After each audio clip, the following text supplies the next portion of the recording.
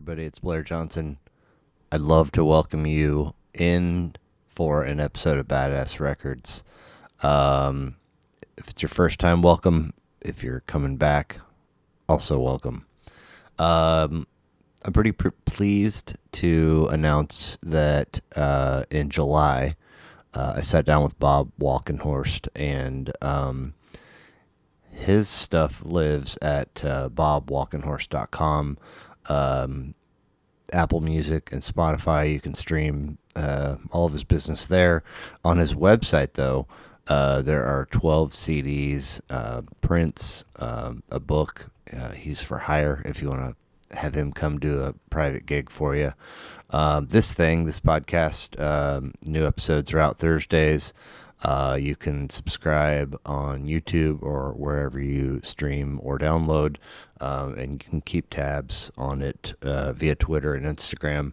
BadassRecordsPodcast.com is where everything lives, and if you want to get in touch with me, it's badassrecordspodcast@gmail.com. That's all I got for you. Appreciate you stopping by. Hope you enjoy the show.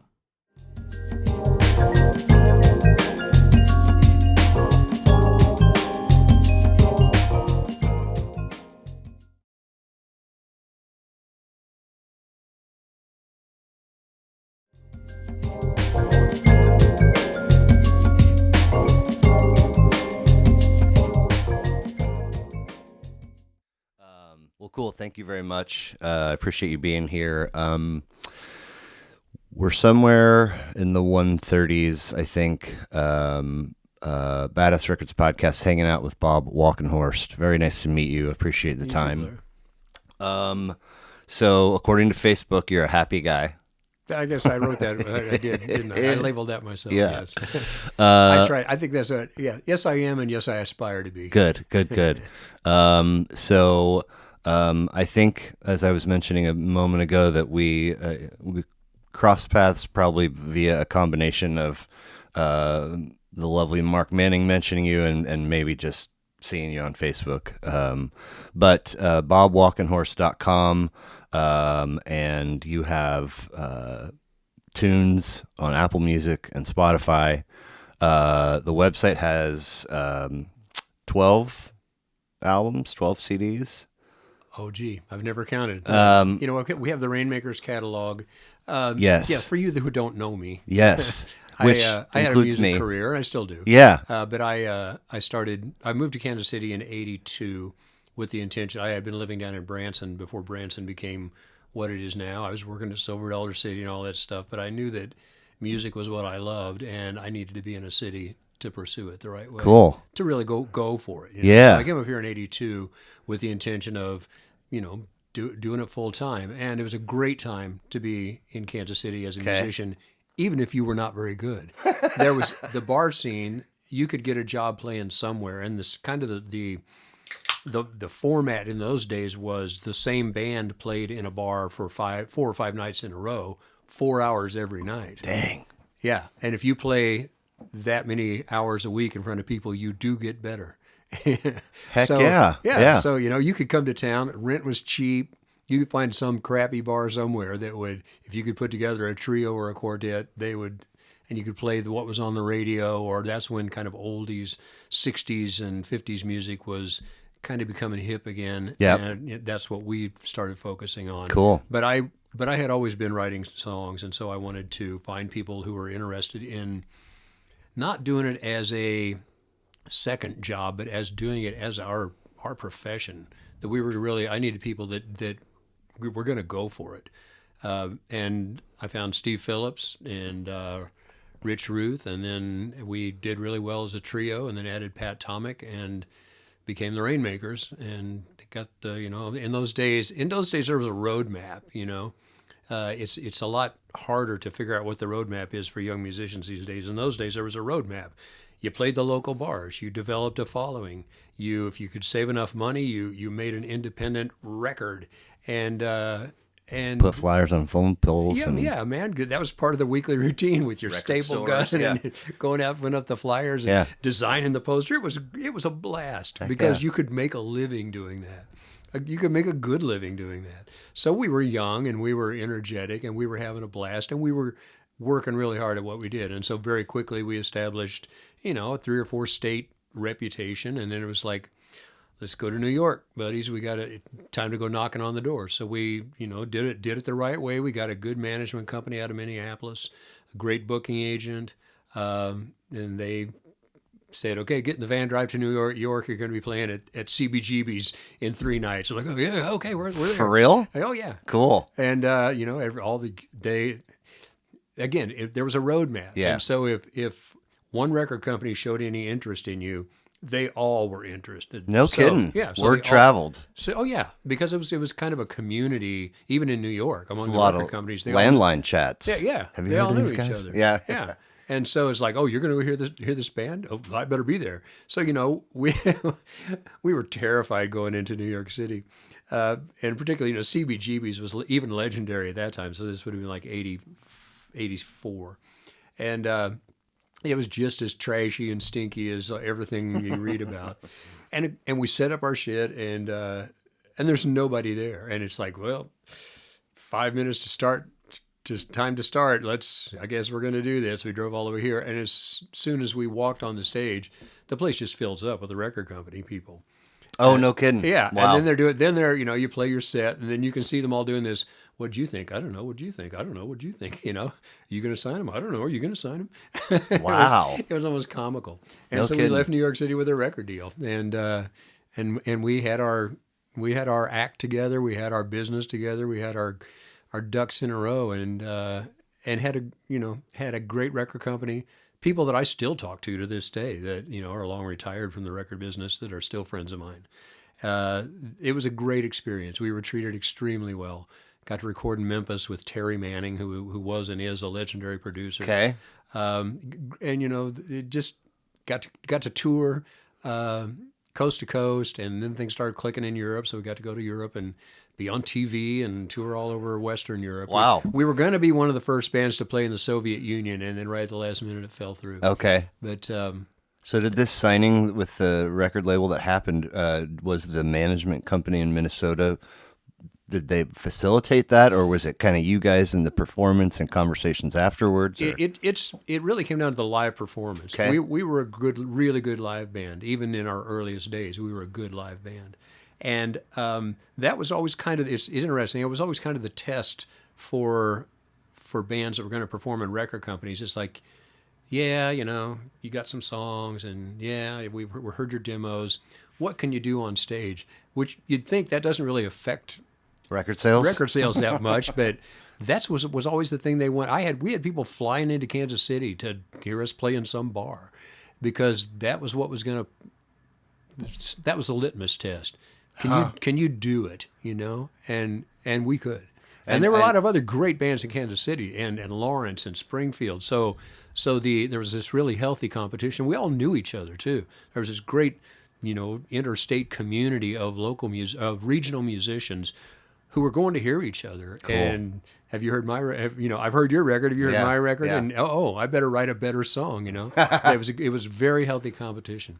So yeah, we got to have the rock and roll dream that we always wanted to. And very cool. None of us became Bruce Springsteen or Bob Dylan or even, we didn't even become the Bodines.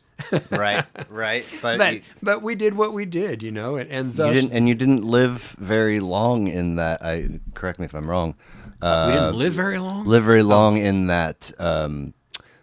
Sure wish we could quit our day jobs pocket. No, like I said, it was easy to make a living as a musician in the early 80s, mid 80s in Kansas City, because rent was super cheap. The bar scene was booming. This is all way pre-internet. You know? This is pre-streaming anything. HBO had just started. Cable TV had just started. So live music, that epic theme song. Yeah. So live music was still the central shared experience in young people's lives. Go hear bands together. Get out on the dance floor together. Now, have you heard this record? Before you are hopping to regional and eventually New York and overseas and stuff, was there another level above bars? Would you graduate to larger rooms before you were kind of regionalized? Or So at that time, Westport had, I don't know how many bars they have now, live music bars, but they had probably 10 live music bars within a few blocks of each Yeah. other. And you would kind of figure out the one that fit you, you know. And so there's this great same kind of deal in Lawrence, right? Yeah, yeah. All of those bars that have been around forever, they kind of have they a have a slightly personality. different personality. Yeah. So our main bar was Blaney's, which was this underground Yeah. thing right in the middle of Westport, and it was not a big place, and it clicked for us there, and we would play 4 nights a week, 5 nights a week, yeah, 5 nights a week, Tuesday through Saturday, and you know, just eventually just packed the place every single night, every weeknight it would be packed. Wild. But so then you're talking about graduating. Well, then there was this club called Parody Hall, Okay. which REM's first gig in Kansas City was at Parody Hall. What crossroads? At 39th and Southwest Traffic, or yeah, 39th and the Trafficway. Okay. So around the corner from where Missy B's is. Yeah. So that was the cooler place, and it was bigger. It would hold about 400 people, I think. And you know, Richard Thompson played there. All these national acts, that's where they would play. I heard some incredible, you know, just great. We opened for Richard Thompson there twice. Warren Zevon played at when they moved down to the River Market. No, wait, I'm wrong about that. The band played there. Levon Helm and the band played there. The Roaches, you know, all these great, cool acts played Parody Hall.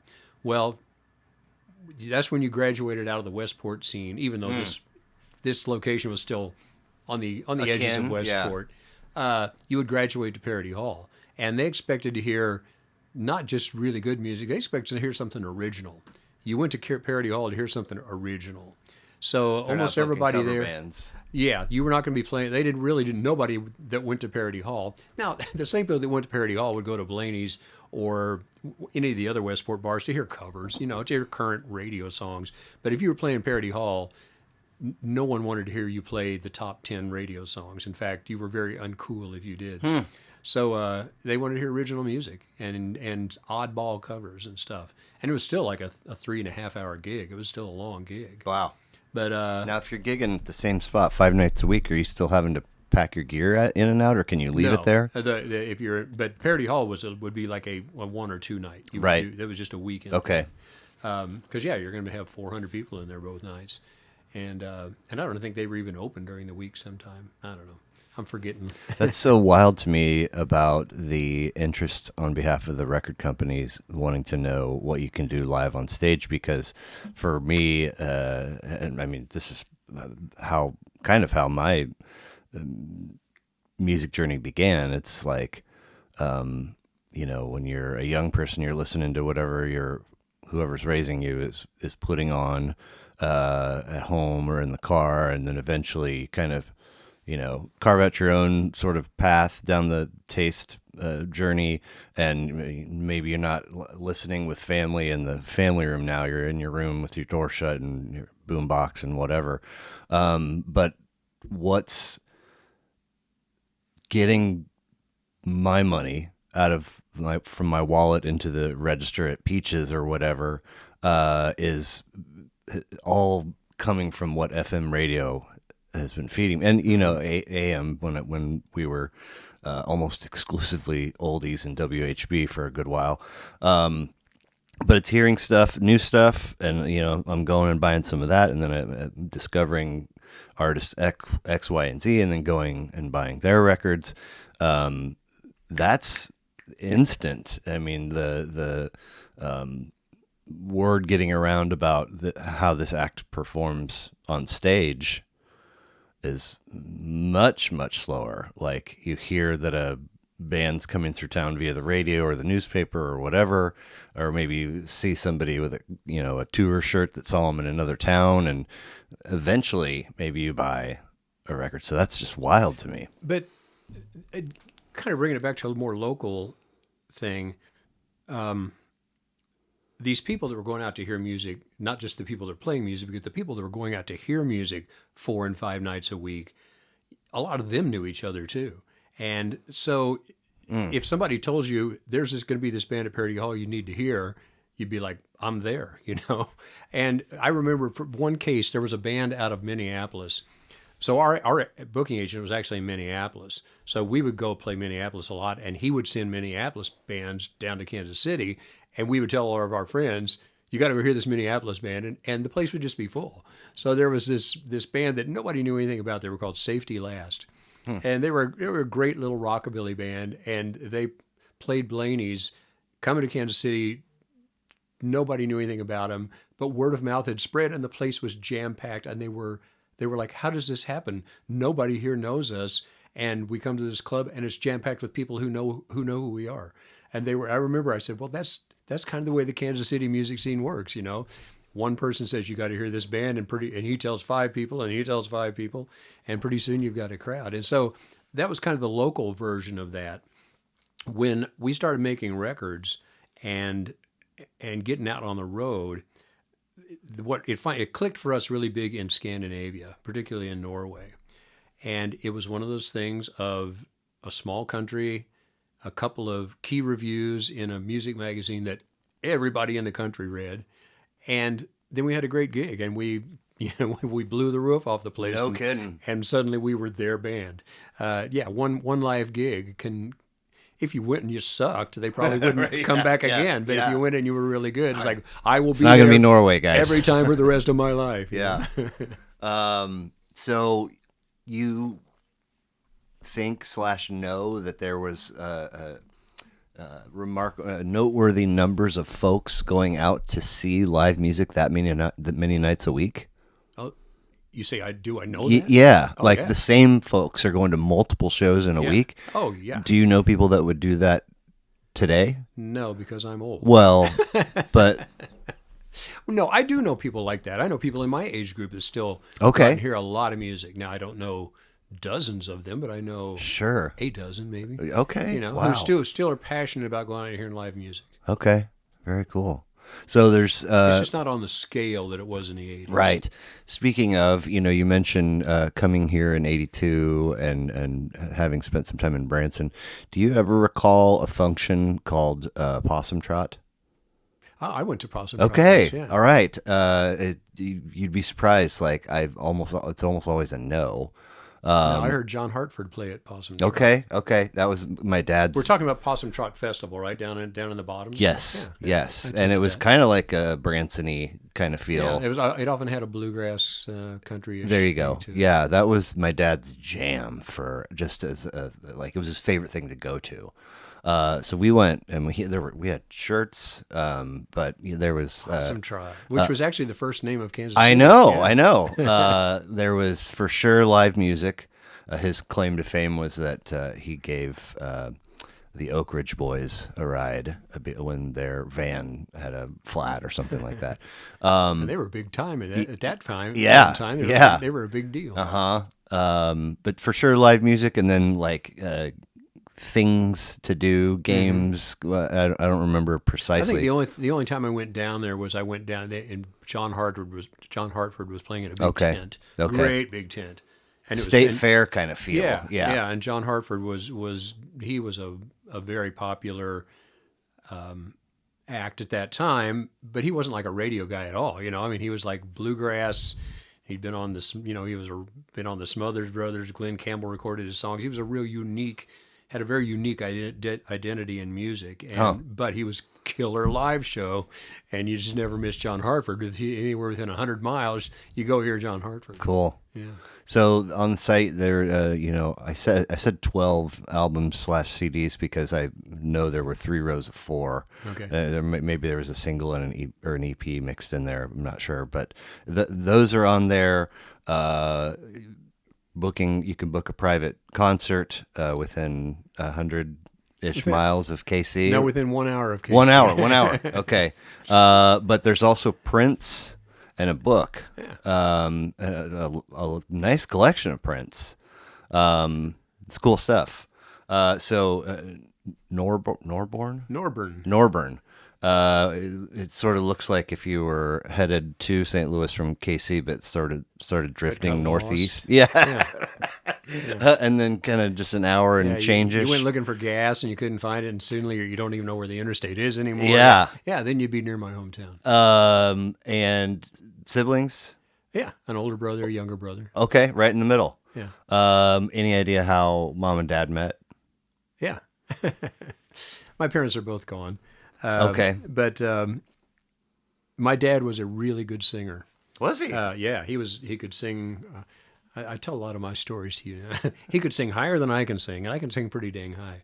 But he sang bass in the choir and would shake the floor. And he loved singing. Every time he would sing. So our town was small. It was less than 1,000 people. But he was the guy in town who sang. And if there was like a funeral, a wedding, Easter, a pie supper, whatever, and they wanted somebody to sing a song, the nursing home, whatever, he would sing. And when he opened his mouth, he was in a different place. And I saw this from my earliest memories, that if I go see Dad sing, as soon as he started singing, he was somewhere else. Really? It was magic. He was really good. But I realized that the minute he started singing, it was just about him and the music. I could just instinctually know that without being able to articulate it at a young age, seeing that when he starts singing there's something really magical going on. And I started singing with him at a very young age, and was encouraged to get in front of people. And I quickly learned that too. It's like, okay, it's great to get up in front of a crowd of people, but the minute the song starts, it's you and the song. And the more you commit to you and the song, the better it'll be for all the people in the room. If you just forget they're there, right? Commit yourself to the song, and that's where magic happens.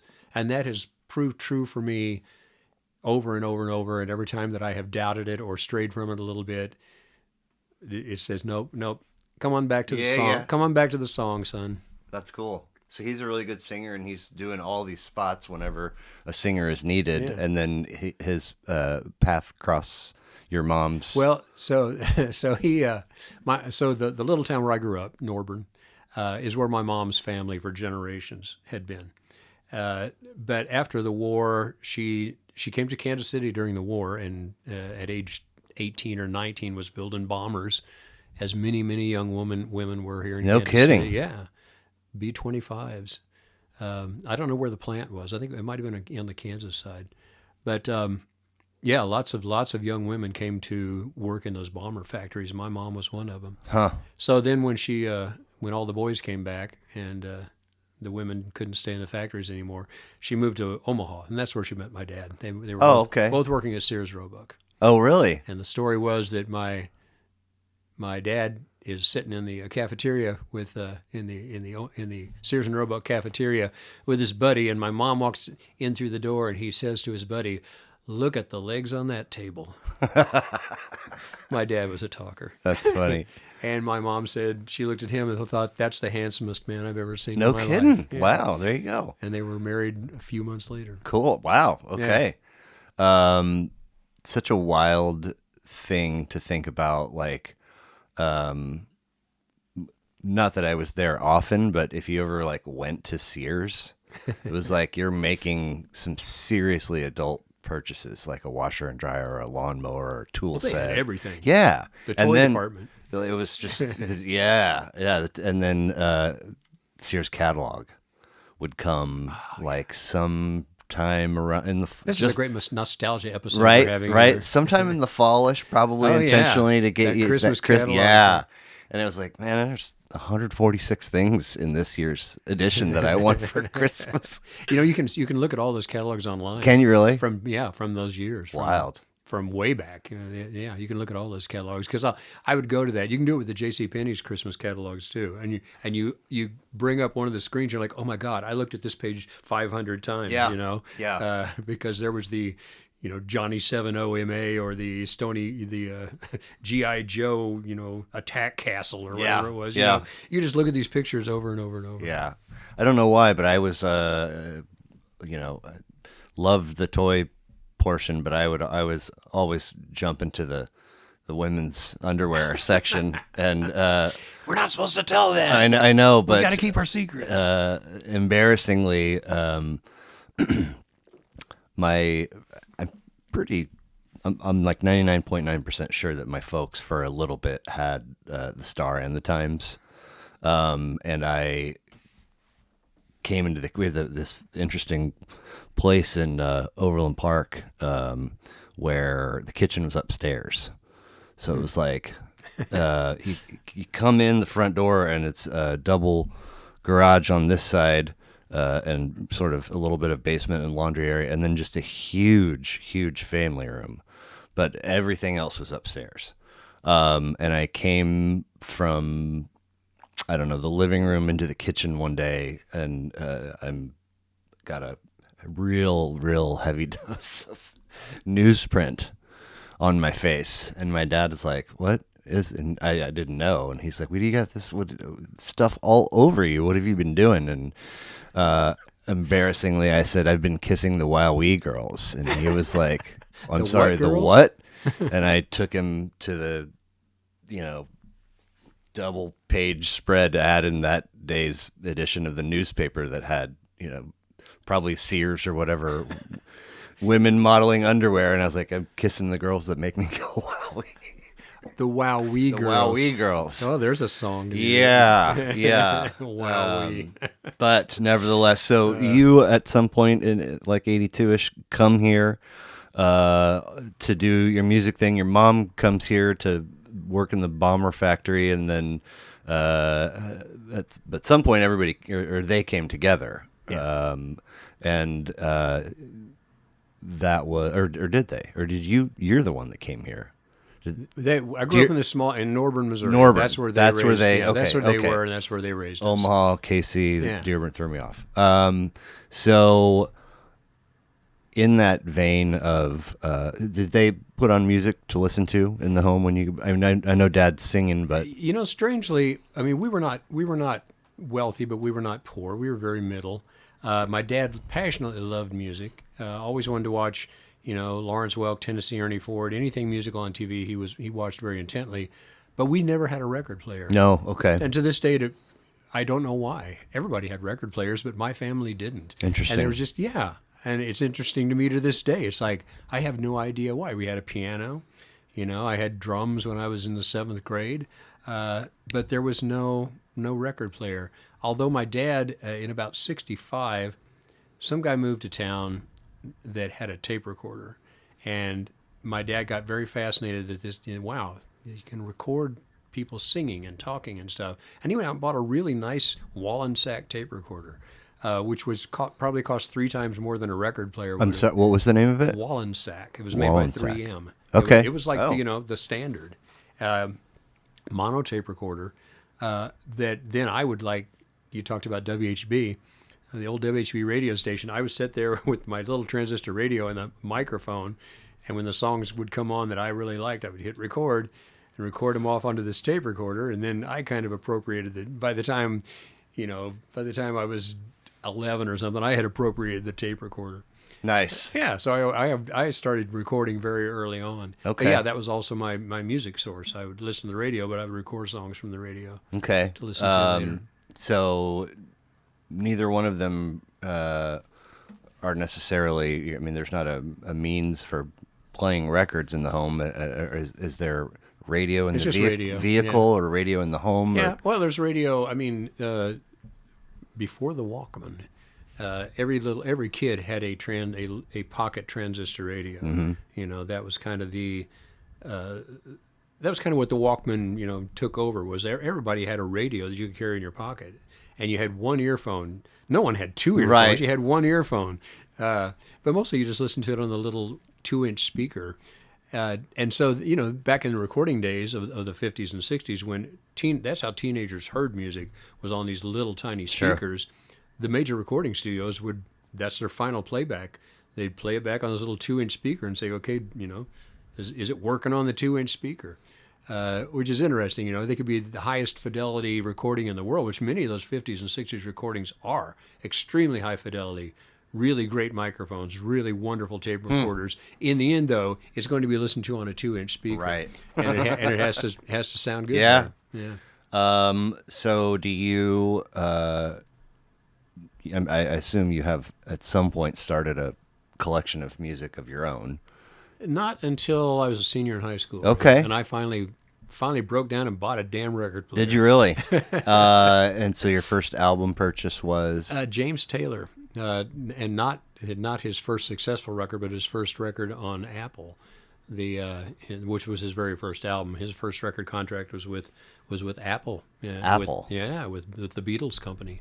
So he went to London and made this album, and it's a wonderful record, and it's got Carolina in My Mind on it. Okay. And Paul McCartney plays bass on a couple tracks, and Nice. yeah.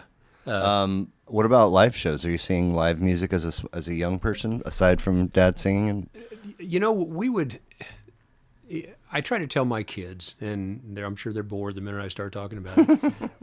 The way life has evolved is it's changed so much in the 20th century and going into the 21st.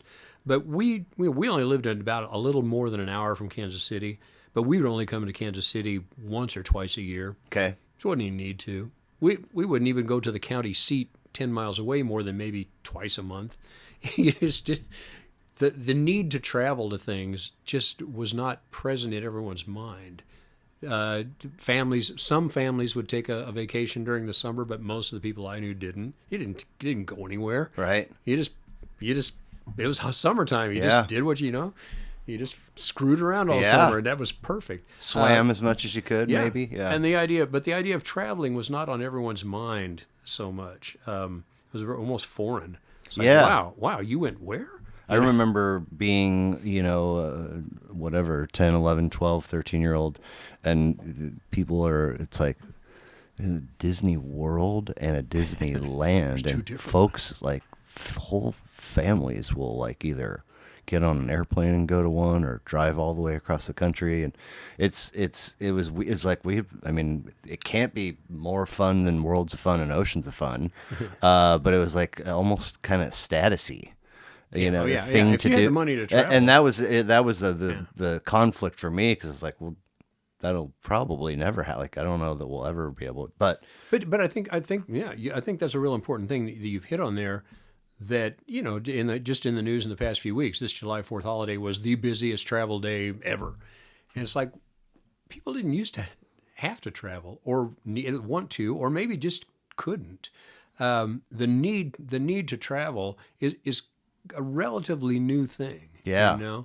And I think this contributes to, I'm not, taking the lid off of anything profound here, but as you make your way through middle school and high school, you can feel summers start to go faster. And it's like kind of cool, because like the only thing, I just want to be big. I want to be an adult. Little do we know, it's like you get there and it's like oh shit, this is it. But oh no, but even responsibility. But since then, every year, especially here in the last 10, 15 for me, every year is faster than the one before. Oh, and I think every old person will tell you it only gets faster. I know, yeah, because each year is a smaller percentage of your entire scope. Those summers when travel, there's so much to remember, Yeah, but I mean, just the days were long, and you're on your bike. You didn't have as much to do. You didn't responsibility. It's way overrated. But sure. Talking about travel. So when our band started working, and we had got a van, and we're driving, to Omaha, we're driving to Minneapolis, we're driving to Chicago, we're St. Louis. We kind of had this circle. We drive to Denver. Down to Little Rock, it was just kind of this nice circle. It's not a bug. I think it's just a piece of. No, it was a little spider. Really? Yeah. Just right in the middle of everything, just kind of repelled down from guest appearance. Yeah.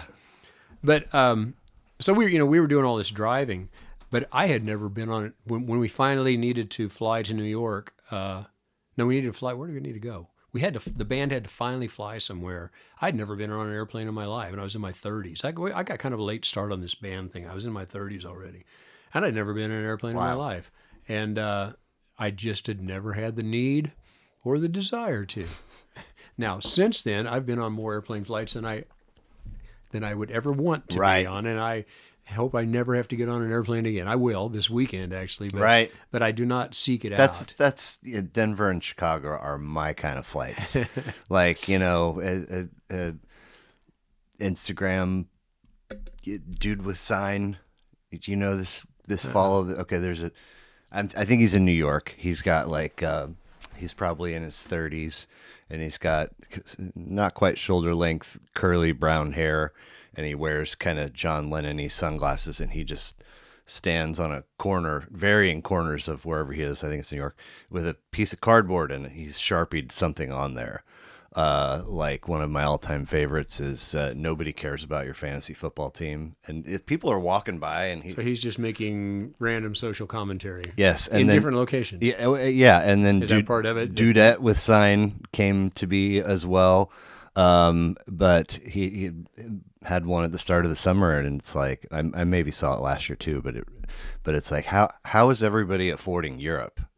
And it's so true. Like, How is everybody what? affording Europe? Oh, affording like, Europe. so many folks are like, yeah, you know, it's like Disney World and Disneyland are they're way in the rear view. Folks are like yeah. Hawaii and Costa Rica and Europe, and it's just like you're 5 humans like are just gonna go over there for a week, and it's mind blowing to me that.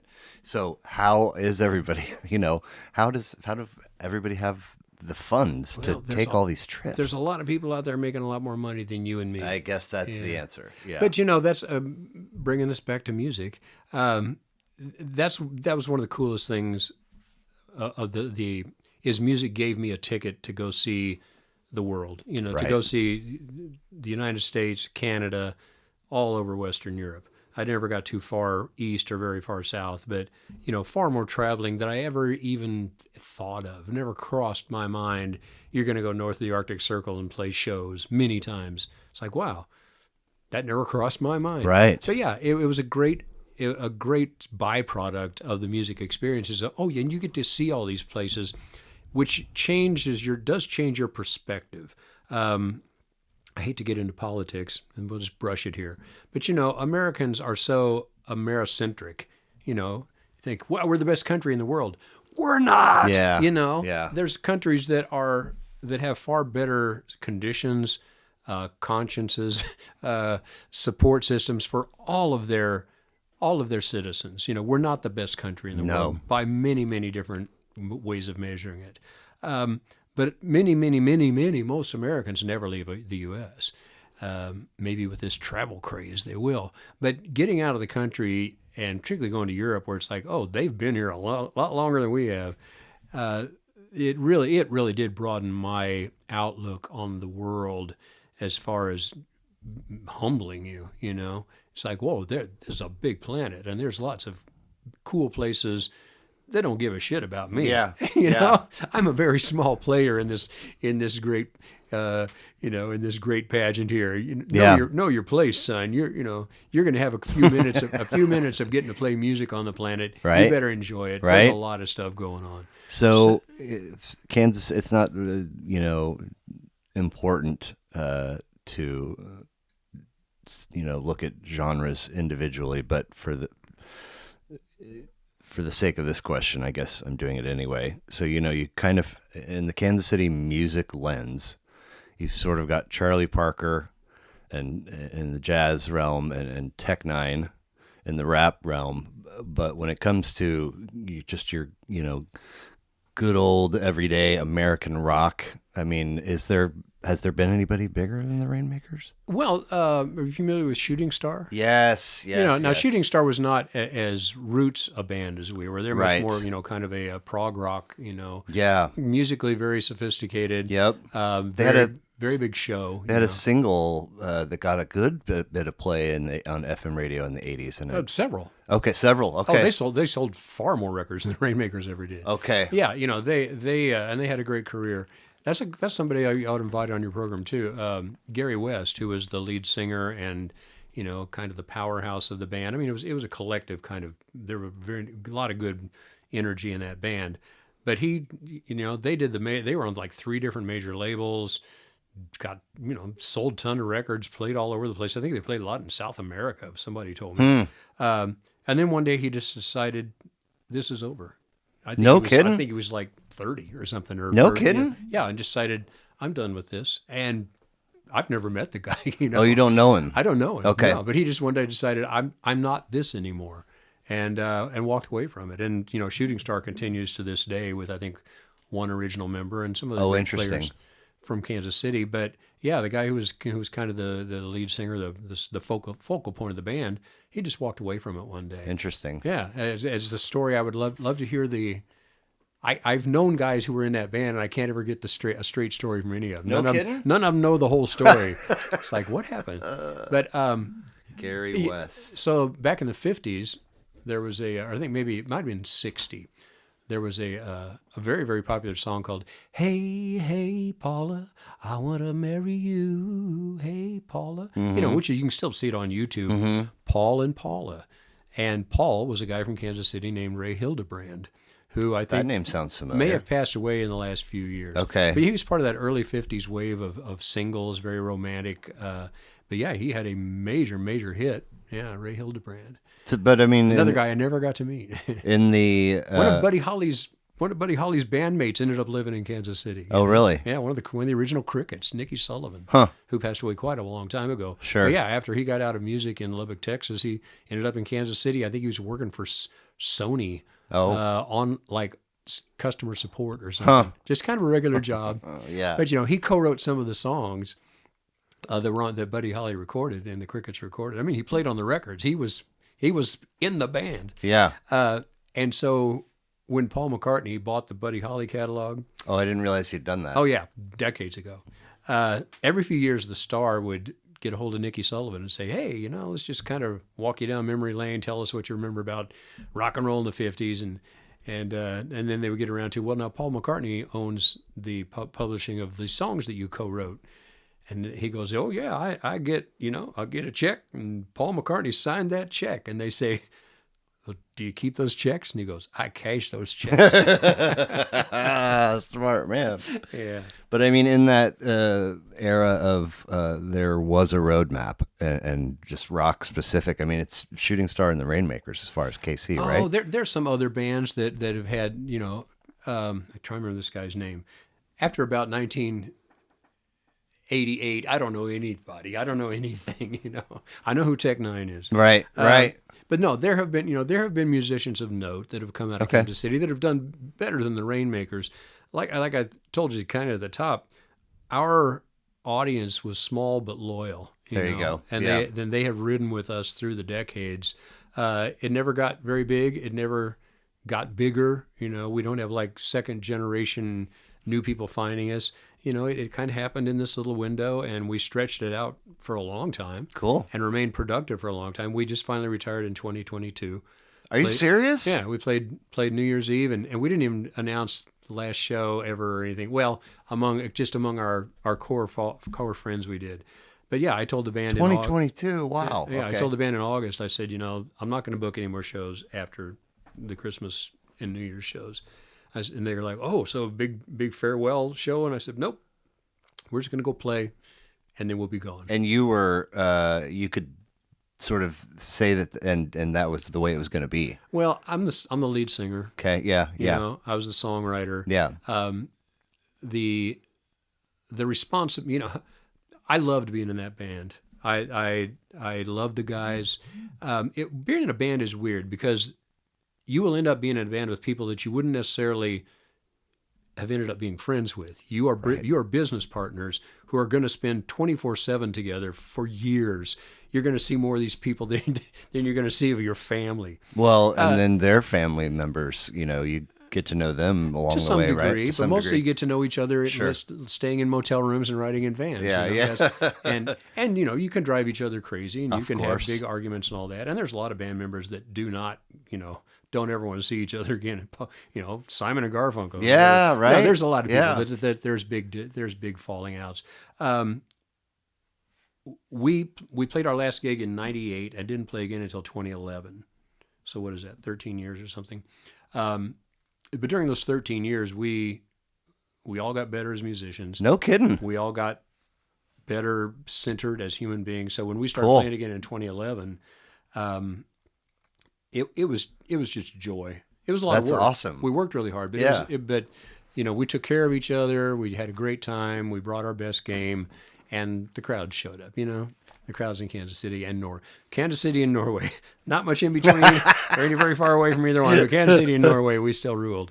But no, it was a great experience. So we got another decade that we weren't expecting Wow. out of it. So yeah, Very cool. So drums at 7? Is that your plunge into the instrument world? Oh, I said 7th grade. I got a Seventh drum, grade, a drum my bad. set, but I started. I had a drum kit, but I was always a singer.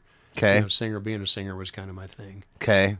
So guitar never comes into your fold. It's all I started guitar when I got started playing drums seriously when I was in the 7th grade. So what are you in 7th grade? 13, something like yeah, that. Well, you got a 7th grader? I do. she's going to be an 8th grader. She's So there 13. you go. Yeah. 13. But being a singer, I thought, well, I'll learn how to play guitar. And a 10-year-old boy All right. going into 5th. All right. So we had a piano in the house, but I didn't really like it that much. But I decided, well, if all these other guys can play guitar, surely I can play guitar. So I bought an auto harp. I thought it'll be easier to push these buttons and strum. And you ever played an auto harp? No. It's very limited, and it sounds like something out of a fairy tale. It sounds like a harp. It doesn't. It's not like a guitar. Okay. So finally, in sophomore in high school, I got a guitar, and took to it. A guitar. If you are of the mindset that music is this thing that affects you deeply, when you figure out how to do it on a guitar or piano, all of a sudden you're a drug addict. You're addicted to this thing. I mean, I had that guitar in my hands hours and hours every day of the week. Malcolm Gladwell he'd give you a thumbs up, right? Jimi Hendrix would play guitar when he was sitting on the toilet. Right. Yeah. He would take the guitar into the bathroom with him. The thing is, I only got this good. I got this good really fast, and I never got better than that. I'm mostly a melodist. A lyricist and a melodist. I can find an interesting way to say something, and I can find an interesting combination of notes to say that. But as far as hot licks or playing lead or anything, but it stayed with you. You didn't say, this is as good as I'm ever going to be, so I'm just going to put it away. No, I was good enough. Okay, yeah. I was good enough to be in a band in Kansas City in 1982, although I was playing drums at that time. So I bought an imitation Strat from the tune shop and was taking in the 80s and was taking lessons from a cat named Larry Crabtree, who was kind of part of he was in the mix of the Kiki's Bonton soul accordion family. I knew some of those and I was, music is that and was that for me, and I was like, now this is the thing that I'm going to do, and I understood it, and I could see, I knew, unofficially knew things about the guitar. Are you good at math? No. Because I've known people that are extremely good at math, and the mathematics of the guitar makes great sense to them. Huh. There's people with piano like that, math brains, but Nope. I'm that way too, math. And, Yeah. I thought maybe that's why you beyond kind of the instinctively basic understood it. Addition, subtraction, multiplication, division. That's my ceiling. Like, Okay. Put letters in So there. you just understood it more instinctively, that you understood, okay, here's what makes this sound good. Here's what makes this feel right. I mean, I understood a lot of very basic things about how sounds are made, and but what I didn't have was the discipline to put in the reps and the hours. So I never even got good because eventually it just gathering dust on my stand. So you didn't get addicted to it. Right. That there has to be a point where you look forward to getting into that room with that guitar. Yeah. Just I'm now, it was there for a minute, but then all of a sudden it's like I've got to bring in income to support this music purchasing habit that I have, you know, And that driving. income's not music. Yeah. Sports, driving, girls, Yeah. you know, it's like, Yeah. anyway, so there's being able to play, there's getting good. And then, you know, and for my money, singing while playing at the same time is a whole other next level. Like that, like I know that folks know. Yeah, that's so anytime I see or meet somebody that has had that ability, I mean, I consider them super talented. So, I mean, that was a thing that you were doing for. And those things either come really easily to you, or they don't. And for me, the singing part of it always came very easily. Good sense of pitch, playing drums, good sense of rhythm.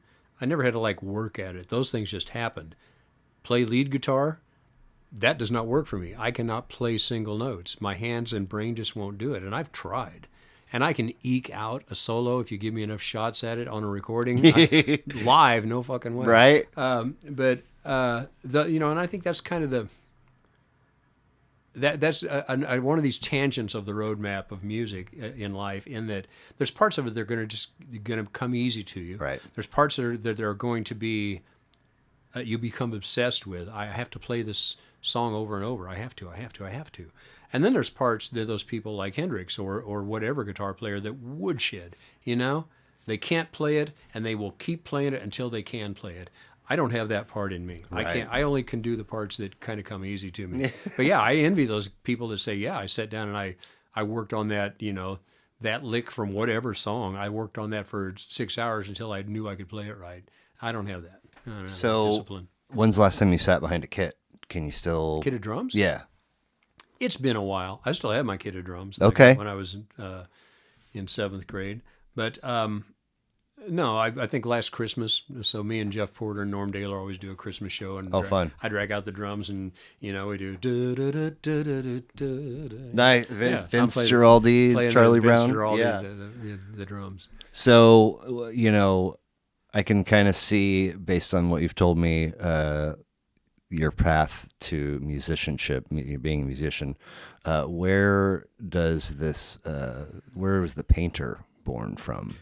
You know, I always loved music, and I always loved drawing pictures. Okay. I hated sports. You know, I was the kid that made music and made pictures. You know, those were the guys that could go out and tackle you and throw the ball and Sure. stuff. I was not on that team. I was over here in the corner doing this, but I was good at this. So I always loved visual art, and you know, was intrigued by it. I was not passionate about it like I was with music, because music you could just do. You know, art, I mean, you do it, and then what happens to it? I don't know. But when I was getting ready to, well, in high school, I was already, you know, in a band, and we already had come to Kansas City to a recording studio and recorded a record. Wow. And In high school. when I was a junior in high school. And so I already had that taste of the magic of the process. Cool. That, hey, you can go into a recording studio if you got the money and record a real record. That's possible. It's within your reach. Even from your little town, it's within your reach. And so, you know, I did that in high school. So I was already hooked, you know, on The arts. On the arts, but on rock and roll, on the music trip. You know, I wanted to be a rock and roll star. I wanted to play music for a living. I wanted to write songs. And I was writing songs in high school, all through high school. But then going to college, and nowadays you can study, you know, recording technology, you can study rock music, techno, whatever. You can actually study those things in college. Well, you couldn't when I started college. Classes and programs and rooms full of gear. Yeah. You can credit hours for you can major in it. Yeah. You couldn't even take a course in it when I went to college. So, second choice was visual arts. So I went to college for visual arts. Both at Warrensburg for a couple of years. Maryville for 3 years. And then got a degree, you know, and I was kind of on the tail end of the hippie generation where you didn't go to college to learn how to make a living. You went to college to discover your passion. Hey. At least the artists that went to college. I mean, if you ask me, that's what college... It should be. Yeah, you need to come out. It's a very expensive with a way to pay the days. bills. Yeah. You need that too, but that might be. I didn't more, worry about that. I didn't have to. Life was cheap. Right. So yeah, I studied visual art and was very, very passionate about it, but I was always playing music. So as I came to Kansas City and the band took off and everything, there was no time to paint. Very, very, very seldom would I ever sketch or anything. But as life moved on, and I got married and had kids, and would have these breaks in the band schedule, and a 13-year break. Then I went back to getting more interested in painting again. So for about the past, I don't know, 20 years, I've been pretty productive painting wise. Okay. Now you said music is something you can just do, right? Uh, for me, writing, it's all about putting your butt in the chair. It's just trying to learn guitar. Put the thing in your hand and sit down and put in the reps.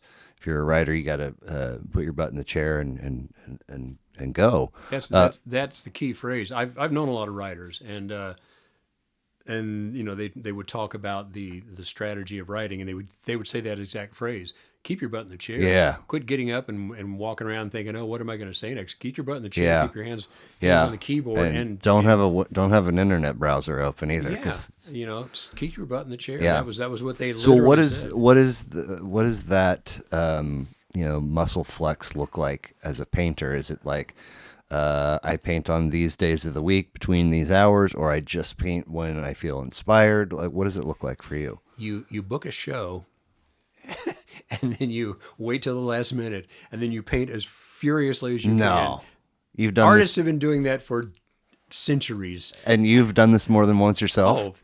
I always do that. I'm trying not to do that as much anymore. You've had shows. I just don't want to stay up late. Yeah, you book. Well, the thing is, I mean, just like concerts, art shows are booked a year in advance, Wow. and so I don't. The path of going into the music business has certain pitfalls, but bullshit is not really one of them. You're really going to be judged on, are you good at this or are you not good at this? Can you write a song that moves me or can you not? Can your band make me dance or can you not? I mean, the rubber hits the road. The rubber hits the road with music at some point. You can bullshit your way a certain amount, but there's going to be a point where the bullshit does not carry you. You got to prove yourself. I think visual arts, particularly as a major industry, galleries, shows, is 90% bullshit. No kidding. You have to convince people that what they're seeing is cool, and if they get it, then they're cool. And that's basically my take on it does sort of the always art world. Have that vibe of like, if you're rolling down the country road in Kansas or Missouri and either somebody's smoking weed or that was a skunk. It's kind of, and the thought's gone. You just right back. There is something like that in that world where you're like, is this real or is it? Yeah. You know what I mean? Do you get this? But you don't want to admit that you don't. No, Right. I think the visual arts, anyway, I try not to say this with too much attitude, even though I just gave you a ton of attitude. The thing with rock and roll, and particularly with what the Rainmakers did in rock and roll, is we try to write songs about what life looked like to us, and me being the writer, what life looked like to me from where we are, from being in the middle of the country, as far from an ocean as you can be. We're not going to write surf songs here. If you write a surf song and you're from Kansas City, thank you're God faking it. The Beach Boys have got that covered. Yeah, somebody's covered that already. It came down to what proved to be true was the most honest expression of your experience that you could put into a song. And you would find out that if you would be as honest as you could in writing a song and then playing it every time you play it with all you had, it reached people, and songs that I would write about growing up in a small town in Missouri, that kid that grew up in a small town in northern Norway, it rang true with him too. It was like, that was a miracle to me. It's like, oh, growing up in your shitty little town was the same as me growing up in my shitty little town. And I loved my shitty little town. Right. Good. I did. I love a lot of people there. But that experience... Has it stayed at 1,000 since you were there? Oh, it's down to like 600. No now. way. Oh, yeah. Wow. All those little Missouri, all those little American towns, they used to have sustaining economies, self-contained and self-sustaining, they're all shot, Because people are going places. because Walmart basically, and I Yeah. don't blame just Walmart. It's the fact that everybody would shop at Walmart. But yeah, I mean that's economic evolution. Not very many people can shoe horses anymore either. Right. So things evolve. You can't stop it. But the thing that we tried to do was write honest songs and play them for all we were worth. The thing with the visual arts business is to rise to a certain level to where you can actually make a living. Oh wait, well, I missed my point. My point was, you're basically when you're playing rock and roll for a living, you're a beer salesman. Your crowd is a beer crowd, and you're selling them beer. It's a couple of bucks here. It's $5 and $10 here. No one's, you don't have to drink the Chivas Regal. Just get a Budweiser. Or hams. We'll be happy here. Yeah, yeah. Visual art is the dangers of that path are you have to leave the beer crowd behind. You can't be selling $200 and $300 paintings. You're not going to make a living. Yeah. My paintings cost $200 and $300 now. Maybe a little more than that occasionally, but the rock and roll is a populist kind of music. You're going to people where they live, and you're trying to explain to them that you understand how they live because you've lived something similar. And there's a transaction there where they say, I understand what you're talking about.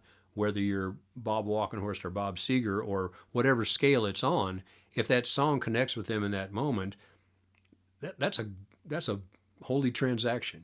That's when art is like at its best. We understand each other. We understand each other. And the thing with visual art is it doesn't work on that same transaction. You either have to be selling art to very wealthy people, or you have to be selling visual art to corporations.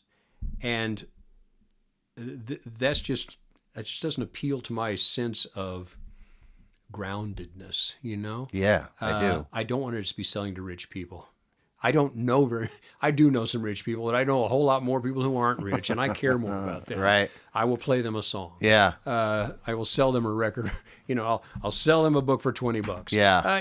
That's it. That's who I want to reach. I don't want to reach corporations. Nah.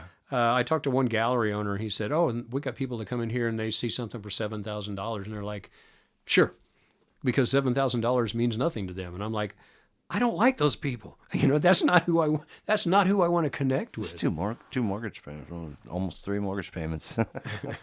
That's it. Not anyway. But you have created art that folks have loved enough to come see shows of and buy. And is this what is your medium? Is it? Oh, you're talking about the visual art. Yeah. Yeah. No, I do acrylics and watercolors. Both. Okay. Yeah, okay. That's kind of my two. I like working at home. I know a lot of painters who they need a studio elsewhere. They go there and they paint and then they come home. Interesting. I don't work that way. I have to be like, I'm gonna go down and paint for 30 minutes. So is that how it happens? Oh yeah. And until the pressure's on, it's like the show is in 2 weeks.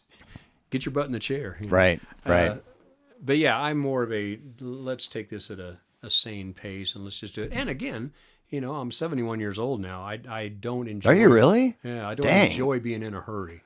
I enjoy things being a little more relaxed, which is one of the reasons the band retired, and one of the reasons I don't travel anymore is just kind of like there's a point in your life. So going back to the early days, I think whether you're in visual arts or writing or rock and roll, there's a point where that is central. What that thing you're going to do is central, and you will make your life fit that thing.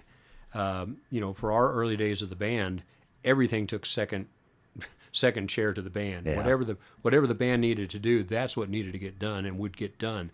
2 of our members weren't there for a birth of their child. Not for lack of us trying. We tried to schedule it to where they could be there. It just didn't work out. But it wasn't like they were going to stay home from the European tour because the baby wasn't here yet. Right. Nope, they got on the plane because that's what had to happen. And so when you're young and you're ambitious and you're both your ego and your passion and your goals are clear and you're going for it and everything is firing, all the pistons are firing, that's what you do. But you eventually hit a point in life where you think, what is the price? What price am I willing to pay to keep doing it like that?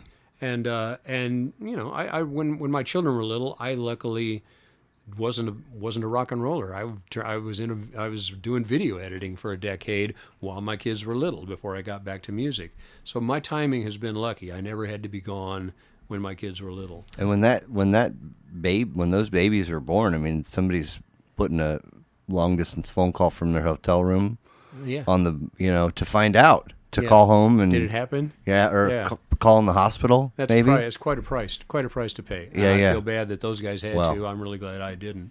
But at this age, and particularly it's just been about the past decade, where I really started getting out the fine tooth comb, getting out the slicey knife. It's like, what parts of this thing do I really enjoy and want to keep doing, and what parts do I not? I really started slicing and dicing and saying, I love playing in front of people. Playing in front of people at rock volume is just an endurance contest to me. The last 3 or 4 years of the band's career, it's like it was just like being pounded on the head with a hammer for 2.5 hours. No, thank you. I just can't. I couldn't do it anymore. And I think that's just part of your sensibilities change, but also your physicality changes. My ears just won't do that anymore. Yeah. The other guys in the band, they were fine with it. They didn't wear earplugs or anything. And they were cool with it. Right. But I just couldn't do it anymore. I just couldn't. The brutality of playing live started far outweighing the enjoyment of it. And I still enjoyed it, but man, there was a price to pay. And so I just decided, okay, there has to be a point where this stops. While we're still doing a good job, while I still have some of my hearing left, and that date will be December 31st, 2022. And I've never looked back. I've never thought, how about one more gig? It's like, no. We left it at a really good point, and we were great. We did really, the last few shows we played, awesome. We smoked. Who can say that? What percentage? I think Paul McCartney will always be able to say it. I don't know though. I've heard some recordings of Paul's shows. It's like, I mean, he's 82 years old or 81 years old.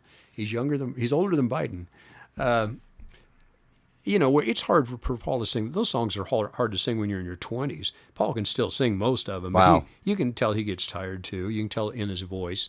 But I mean the complete package of we had this great run and we, called it at a time when we have our health and happiness and we did a really good job across all of it. It was none of this you see these. It's always fascinating to me to see a band that has had 7, 8, 9 lineup changes across their 30 years or whatever, and or fights, or hanging on too long, ignoring signs that my ears are not a fan of this anymore. But it just money is a big incentive for people. We all are okay. Nobody in the band was wealthy, but we're all okay. Yeah. And so we weren't going to get some giant paycheck for playing one more show somewhere. Yeah. We're going to play Knuckleheads again, make a little bit of money. It was like, how many times do you want to do that? Yeah. So we didn't have that financial incentive of if we keep doing this, we'll be making a huge amount of money. Well, we're not. So yeah, I think I feel absolutely right that was a good time to call it. We kept getting offers after that. We even did the only farewell show we did in pre-pandemic. We did it in 2019 in Norway, where I just didn't want to do the Norway tours that we did from after 2011 were wonderful and absolutely exhausting. We had to play 10 shows in 12 days to make it work. And every venue is 5 hours apart. It was really hard. It was really hard. And the train leaves at 6 o'clock in the morning, no matter what time you go to bed. So it was very hard. It was very hard work. And I decided in 2019, okay, that's as many of those as I can do. So we actually did a farewell performance in Norway out on this friend's farm. We're literally from here to the street from the water. There's people watching us from huge sailboats. We've got 1,000 people in the yard. Wow. It was beautiful. That's it was awesome. Perfect. It was, other than it was 100 degrees. Which, oh wow, I didn't that. It was terrible. Well, it might have been 95 or something, but they're pretty far north though, aren't they? It's called climate change. Shit. Nobody has air conditioning.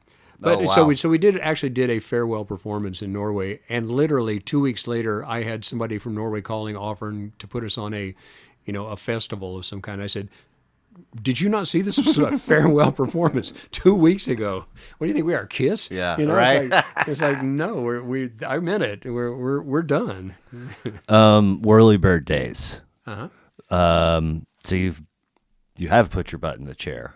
I have put my butt in the chair. And Whirlybird Days is the one where it's 9 different stories? 9 different stories, all happening on the same day in a small Missouri town. Okay. In playing music, I met a lot of writers. A lot of fiction writers really like rock and rollers. I think they're envious of. You write a book or a story or something. It just goes out there. It's not like you may do a public reading when it's first released, but you never revisit that. Right. Whereas with if you write a great song, you can play that song the rest of your life. Whether you want to or not. Right. So I think writers have always been a little envious of musicians, and that you can go out and perform the thing that you created. So we met Stephen King back in the 80s, and that kind of got me interested in, okay, how do people actually finish books? How do you get this stuff done? And then I started meeting other writers, and have you ever read his Writing Down the Bones? Stephen No, King's? I have not, but people told me I really should. Okay. Yeah, it's supposed to be really, really good. Love that book. Have you ever read Bird by Bird? No. I'm trying to remember the woman that wrote it. I can't always forget her name. But it's her book about writing. And it's Okay. hilarious, and it's really Nice. Yeah, Bird by Bird. And but so I always thought, I wonder if I could do that. So in The Shining, or not The Shining, The Stand, one of the main characters is a songwriter. And so Stephen King would as the character of the songwriter, he would write these song verses, and they're not very good. Maybe that's the character. Maybe that's not King. But I think the very process of writing songs is absolutely the opposite of what it takes to write longer form. Yeah. The thing with songs is you're trying to find the absolute right 7 syllables, and you might repeat those same 7 syllables a couple more times in the song. It's a distilling process. Whereas writing longer form, what would be the opposite of distilling? You're like growing mushrooms. Yeah. It's a spore. Yeah. It's a spore process where you want the thing to grow. It's a yeast process. You want it to get bigger. And I always thought, I wonder if I could do that. But Always thought. As I got in, I was never a huge reader. Okay. Because I read super slow, because I'm like thinking about every syllable. I read it like a songwriter. There you go. I have a poet friend, a very accomplished poet friend, who says that he can't write long form and he's super slow reader because he reads every syllable. Yeah. I say, yeah, that's kind of what our brains do. But I wondered if I could, because my songs are a lot about storytelling. It's like, set up the story, take it where it needs to go, bring it to a close. That's what songs are. And I thought, well, could I do that in a bigger way? But I was always getting ready for an art show, or I was always, playing some shows, or I was always getting a record ready. There was just never time. Finally, the pandemic. Yay, pandemic. I thought, so this was going to last a while. And it occurred to me, okay, and my daughter and I both, there was no, maybe we'll play this gig, but not that one. No, but as soon as things got serious, we're like, we are not playing music until this is over. So I knew that I was not going to be compromising on that. And I thought, okay, maybe this is the time. Maybe this is where you say, can I do this? Can I keep my butt in the chair? Can I write a story?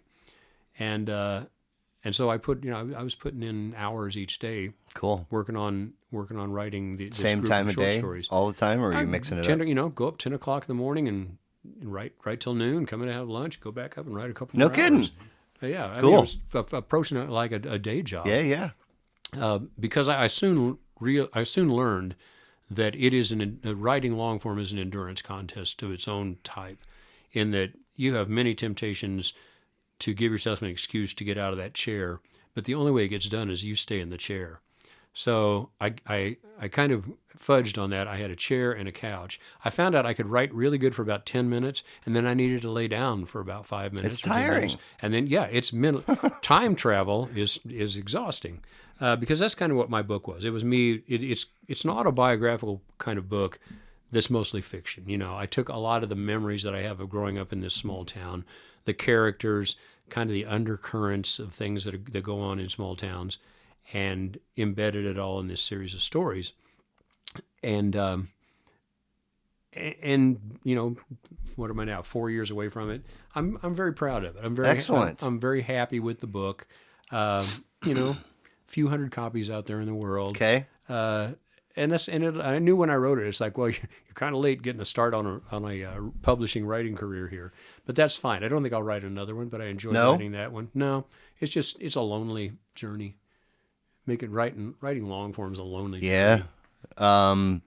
So somewhere on your website, I think there's some gentle encouragement to get books directly from you.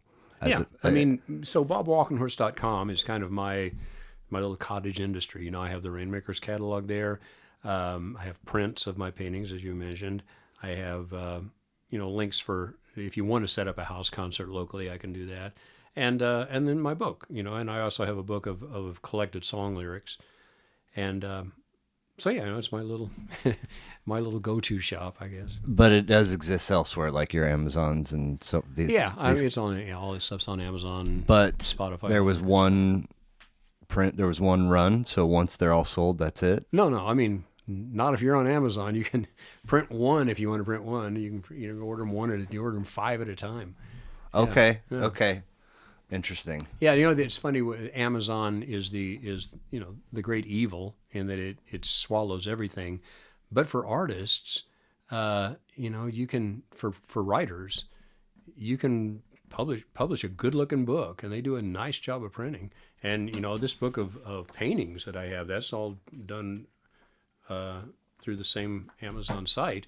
And you don't have to order 10,000, you know. So you can order 50. Did you publish Whirlybird Days yourself? Yeah, it's a self-published. And so that it was. I mean, is that how it works? I'm going to do 500, or I'm going to do 1,000, and then they come to you. Yeah, they come to you, and then you mail them out. Okay. But people can also order them. It's interesting. You tell Amazon your release date, and then they put it up for sale on their website before your release date. And how do they have copies of it? Well, they print them one at a time.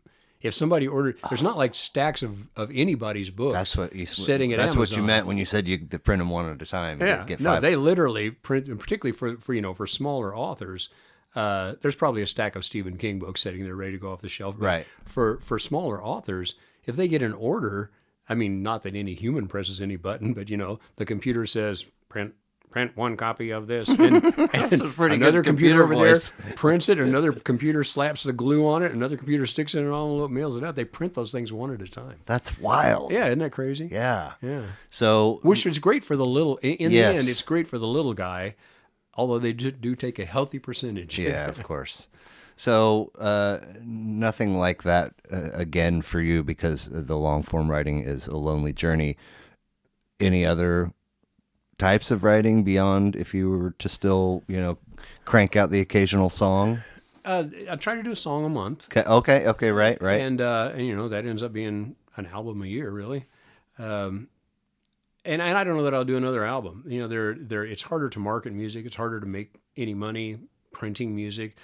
When the Rainmakers reformed in 2011, and we had our back catalog, which we bootlegged ourselves because our record company just did not give a shit.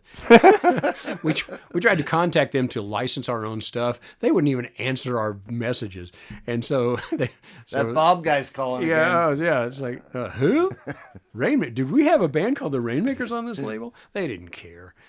So we bootlegged our own stuff for a long time. We put it up on Spotify and Apple Music and every place ourselves, you know, even though it did not belong to us. When you make a record for a record company, they own those recordings, unless you had a really some leverage in the early days that said, you know, after 20 years I get the master recordings back. But that doesn't happen for most, you know, first signed bands. And because we never got to the point where we had any leverage like that, no, those recordings belong to Universal Music. They don't belong to us. So we just took them anyway. I mean, you know, rip them off the CD, upload them to Apple Music, and so for about a decade, we're getting all the Spotify royalties, we're getting all the Apple Music sales, the iTunes sales, we're getting all of it. And finally, some red flag goes off somewhere after a damn decade. That I think Spotify actually contacted us and said, we've gotten a notice that you do not really own these recordings. And I had to answer, and that is true. So we had we had a decade's worth of income from that. Nice. Yeah, that's like, great. And I'm sure Universal Music didn't miss it. Right. Know? Yeah. Well, again, I really appreciate you being here and sharing some time with me. We can talk a long time. Right? Yeah. So you sent me an awesome list, and it starts with a pair of records from 1968, just a month apart.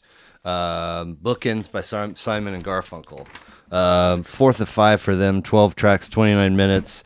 I forgot I even did this with you. A concept album that explores a childhood to old age life journey. Did you read that? I did. Yeah. I mean, it was like one of the blurbs about it. Yeah. It's mostly about the old age part of the journey. Okay. Which is kind of amazing because those guys were like 26 when they made the album. Right. Yeah. What's your introduction story to this album, and why is it special for you? For people my age, Simon and Garfunkel were very important voice of that 60s generation in that there was a beauty and a seriousness and an intimacy to their music that was a little different than everybody else's. And, Dylan was a mystery. The Beatles were a blast. They were fun. They did a million different things. The Stones would rock you. Joni Mitchell, was, this very poetic. But Simon and Garfunkel, there was something, and particularly in the blend of their voices, singing these particular words, that was just haunting. And particularly for, lonely teenage guys like I was. But there was millions of us. And is there any soothe in that haunting? Oh, or yeah. Well, it... you realize that other people have experienced. Okay. Oh, you mean soothe and hear it? You say haunting. I think just that shared experience of, Paul Simon and Art Garfunkel were nerds. They were just Jewish nerd kids, and it's like, oh. So that Jewish nerd kid went through the same thing that I'm going through, sitting in your room by yourself, looking at a candle, Oh, yeah, you just felt like, oh, this guy understands me. This was the soundtrack to that type of growing up. And by the time that they made the Bookends album, they had already had. What did you say? This is their 5th album? 4th of 5. Fourth. Yeah. So they're almost done. So. But they had a number of radio hits. They were a great concert act, just the two of them. Yeah. And walk out in an arena. I wish I could have heard them. Then walk out in an arena with one guy playing guitar, and one guy standing there singing, and it was killer. Listen to any of those live recordings. It's amazingly good from that era. But that album just really spoke to me, and I'm sure the music is all about generations. Of people being at precisely the right age and their mind precisely open and nothing else in the way, and there comes that song. Whether it's from Simon & Garfunkel or whether it's from the Rainmakers, that song... Or Tech Nine. ...was right there, or Tech Nine. It was right there at the right time that kid needed to hear that song. Yeah. And that's why they will carry that song with them. That's why I still carry this album with me through my whole life, and that it was right there at the right time. And it's a gorgeous, ambitious... weird record. It's not particular. It's got Mrs. Robinson on it, which was a big radio song. But other than that, it's not a commercial record, and yet it was hugely successful. I learned Hazy Shade of Winter via Susanna Hoff and the Bangles before I knew that it was. I was like, oh my God. It's a Simon & Garfunkel song, Last year was the first time in many years that I had to be an active participant in doing taxes. It was always on my ex-wife's plate, for many, many. And then before that, I You could just didn't pay taxes. no, but things were simple enough that TurboTax and before that, I'd go to the library and get the form and mail the stuff off. And so I'm sitting with this gal at H&R Block, and we're talking about this thing, and she's just like, "So, why?" Like, I think it's really cool, but why? And I didn't wax too poetic about the same thing that you're talking about in terms of music being a thing that this person needed or did this thing for this person at whatever time in their life. And she's like, "Oh, that makes," and then she kind of, as a little aside, was like, "But some people, it can be dangerous because they make their whole lives about it." And I was like, "What's the dangerous part of that?" Like, what do you mean? Unless you become a stalker. Yeah. Well, I loved that. I have probably only heard Mrs. Robinson via the soundtrack, and like I said, I didn't know that was not a Bangles original. Yeah. So the thing with the Simon and Garfunkel songs up to this point was a classic song like "Homeward Bound." It's a very traditional choice of words. It's a fantastic song, and it rings true. But I'm sitting in the railway station, got a ticket for my destination. The guy's just telling this story. Around this time, Paul Simon starts making odd word choices. Does he? Yeah. Where and on the next record, "Bridge Over Troubled Water," which starts off with the song "The Boxer." Yeah. Which right there, it's like, the words "the boxer" never appear in the song. No. Well, I guess the word "boxer" does appear once. But, I am just a poor boy, though my story's seldom told. I have squandered my existence. It's like, squandered. Wow. Picking out, using a word like squandered in a pop song. For a pocket full of mumbles, such are promises. And it's like, those are just odd word choices, but it works because they're very precisely chosen. And I think that's what I started noticing about songwriting around this time. It's like, oh, don't choose the obvious word, find an interesting word. Instead of pocket full of pennies, a pocket full of mumbles. It's right. Like, oh, wow.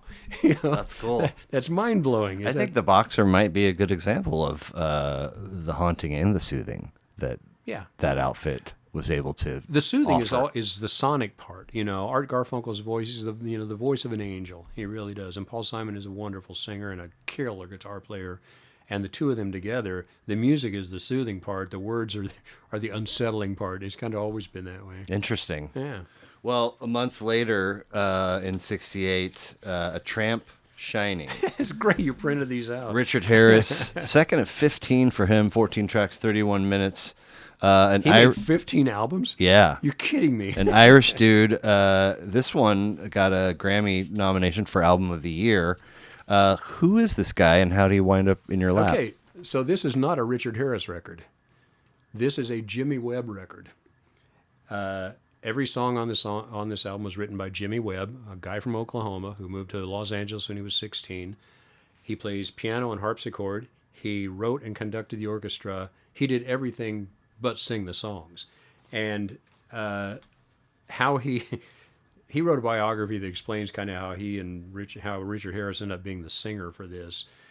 And so Jimmy Webb moved to L.A. when he was in his teens, got involved in the music business.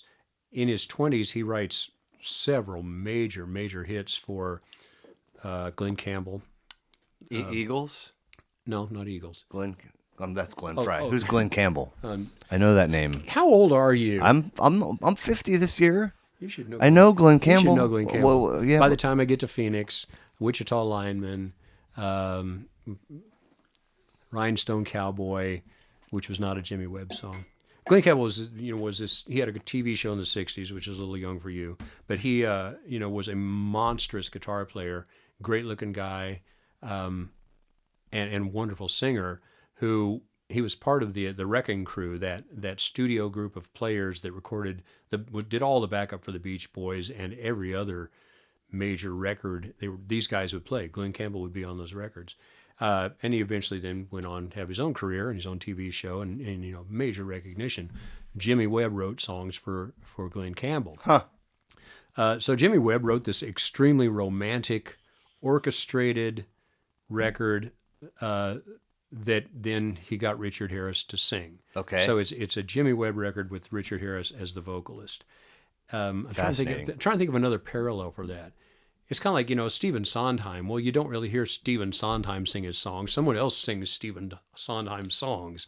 That he writes for He wrote for Broadway, and all these other people would sing his songs. Jimmy Webb, he has done records on his own. He's going to be in Knuckleheads in a few weeks, or a few months. But this record then had MacArthur Park, which you might know from Donna Summer. I don't know. Mm-hmm. But MacArthur Park, which was like 7 minutes long. It's this incredibly long, orchestrated. There's nothing like pop or rock about it. It's weird. And it's got this infamous line, "Someone left the cake out in the rain." It's like, what does that mean? And it gets radio play, and it gets more radio play, and it's a hit. And suddenly they have a hit record on their hands that they were not expecting. And so they did everything the right way in terms of credits and royalties and all that. That just kind of an anomaly, really. Kind of an anomaly. Okay. And they made a follow-up record. They made 2 follow-up records where Jimmy wrote the songs and Richard did the singing. None of them as big as this one, but they were both good records. But this is an outstanding piece of just as romantic as you can make something. Painfully heartfelt, angsty, romantic, lush with strings. There's little orchestration parts between each song that kind of change the mood, and then the next song starts. Yeah. It's a beautiful piece of work. And being the angsty teenager I was, all that orchestration and angst just spoke to me. Cool. And you discover it how? Heard MacArthur Park on the radio. Okay. And then a friend of mine had the record, and I took my tape recorder to his house and recorded the record. Nice. And every song is, and Jimmy Webb comes from an older style of songwriting, even though he's only, I don't think he's 80 yet. I think he's like 77 or 76, 78 maybe. He comes from an older style of songwriting, incredible chord changes that you can't ever just sit down and figure them out. I don't know how he just has a different ear. And he's not afraid to be as romantic in arrangements and wordplay and everything as you can possibly be, and yet he's a master at it. So yeah, this appealed to my teenage angsty self. Cool. Well, 3 years down the road, we get Blue from Joni Mitchell, 4th of 19. It's interesting to see the sequence of these. So these were just a few months apart, and this is 3 years later. Yeah. Okay. 10 tracks, 36 minutes. We've gone from Queens to Ireland to Canada. A little bit ago, in trying to say what it was about Simon and Garfunkel, you said Dylan's a bit a mystery. Joni Mitchell is, what was that? How did I say poetic? Poetic. Okay. Yeah. And she definitely, and even this is kind of the first album where she's not reflective of the whole hippie mindset. She was very much a voice of hippiedom. Yeah. The big yellow taxi took away. There was this lightness to a lot of her early music. I mean, there's depth there, and there's deep beauty there, and there's a lot of imagination. But here's where Blue is where she starts getting personal. And her records are on the shelves and accessible to you, and when this comes out. I can't even remember how I got this. I probably got this after I got a record player. Yeah, I think I did. And it's just, to this day, is a stunning record to listen to. It doesn't sound old at all. James Taylor plays guitar on some songs. And there's some, it's funny, people look upon this as being one of those, introspective, depressive records. I mean, look at that cover. I mean, there's just, it's Blue. The whole album's called Blue. Yeah. There's some really happy songs on this. There's some great songs on this of uplifting and funny. That she has a great sense of humor. But when she decides to get down to the nitty gritty of loneliness or disillusionment and stuff, she does it in the most beautiful but real way on this album. It is outstanding from any generation as far as an artist statement. It's a wonderful piece of work. I just listened to it a few days ago. Nice. Yeah. So she was like, when I'm coming out of oldies land and living far too long in classic rock land and, you know, dabbling in hip hop and rap and she was just always kind of a name that I knew. But I had no exposure to her whatsoever. And even like now, you know, I don't know folks that listen to Joni Mitchell, and the podcast has looked similar in that, you know, I think we were rolling up on episode 100 before a Joni Mitchell record made anybody's list. And then all of a sudden, bam, bam, bam, bam, bam, bam, bam. I mean, they're Ladies of the Canyon and has made one list, and then the Mingus record that she did a little later has made 2 lists. This has made 4 or 5 lists. Yeah, this is a big one. This is her big one. I mean, she made several really successful records. I think Ladies of the Canyon was after this, and then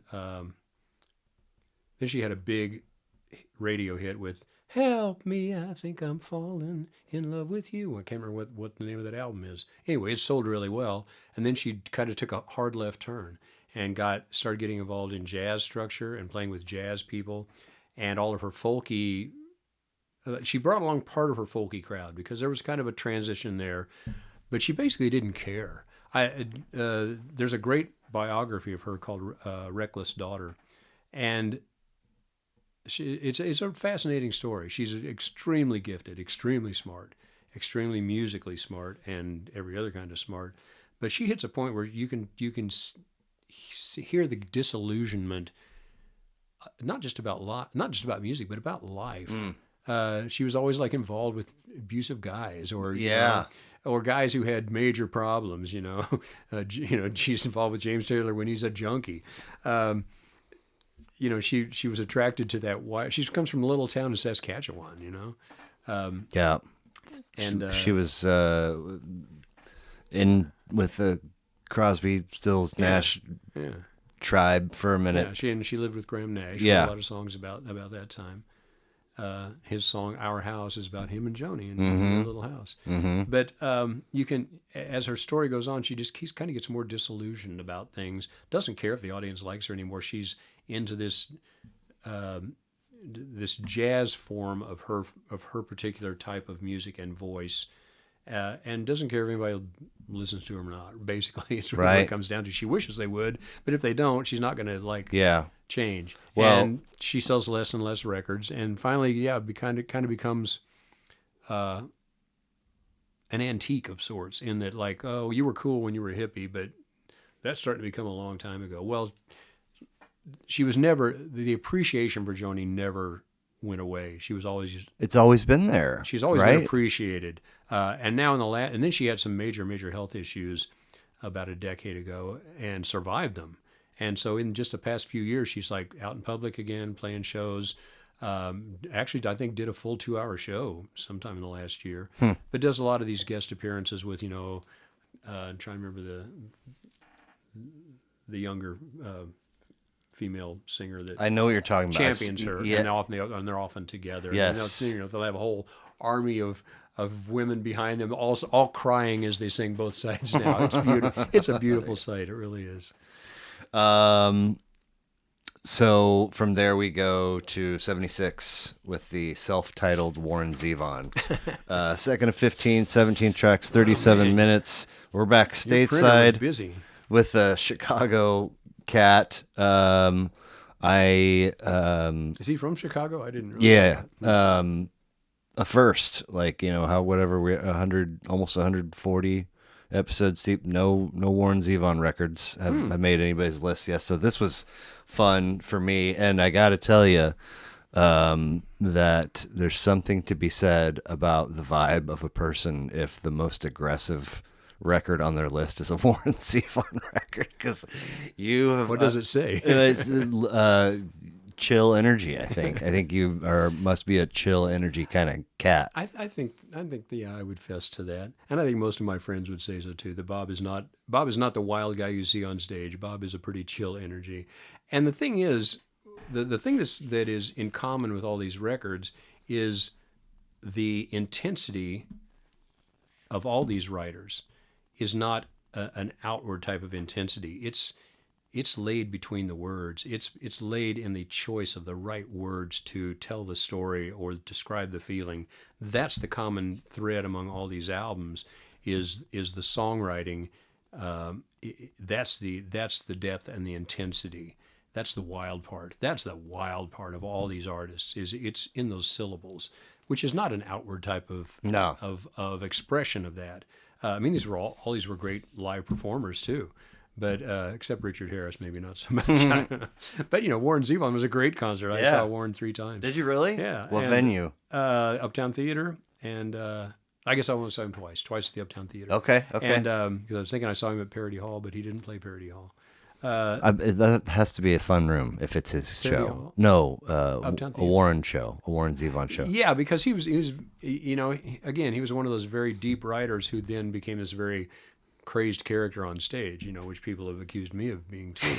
Running around the stage, sliding across on his knees, but the songs back it up. You can be as goofy as you want. You got the material. And this is, he made one album before this, but this is the one where he's like, oh, I know what I do. And what he does is write great melodies, cool piano parts, and he has this distinctive low register voice.